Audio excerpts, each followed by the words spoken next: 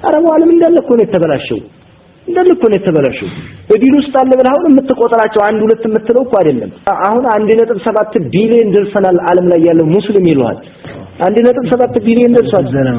የእንትና ይቆጠራል እንደ ግብጽ ላይ ያለ አሁን ህዝብ ይቆጠራል እንዴ ሙስሊሞች 1 2 3 ተብሎ ሶሪያ ላይ ያለ ህዝብ ይቆጠራል እንዴ ኢራቅ ላይ ያለውን ተቆጥረዋለህ ኢራኖች ይቆጠራሉ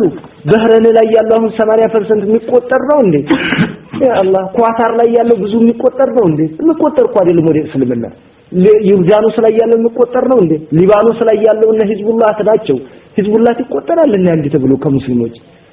ይሄን እየቆጠሩ እኮ ነው አቤት ሙስሊም በዝቷል ይለዋል ይሄ ሁሉ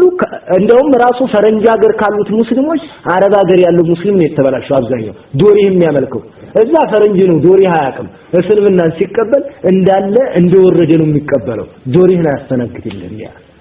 ምክንያቱም አእምሮ አይቀበለውም ዶሪህ እንዴት የሞተ ሰው እንዴት ጠይቃለሁ ነው የሚለው መጀመሪያ ይወጣለት ነው እንደውም ከነዚህኞቹ ስለዚህ የሚወጣው ይበዛል ከሚገባው እያበላሹት ነው የተለያየ ዳዕዋ ሲስተም ይፈጥራሉ ዓለማዊ ነገር ጋር ወይ ዲሞክራሲ ጋር ይቀላቀሉታል እነሱ ራሱ ዳዒዎቹ ራሱ ይወጣሉ እንኳን መድዑ አይደለም ዳዒው ራሱ ይወጣል በሌላ መስመር ተገባን አይደል ዲሞክራሲን ያመጣል ዲሞክራሲ ውስጥ ገባለሁ ይላል ዲሞክራሲ ውስጥ መግባት ኩፍር ነው ሙስሊም ብለን እንኳን ቆጥረው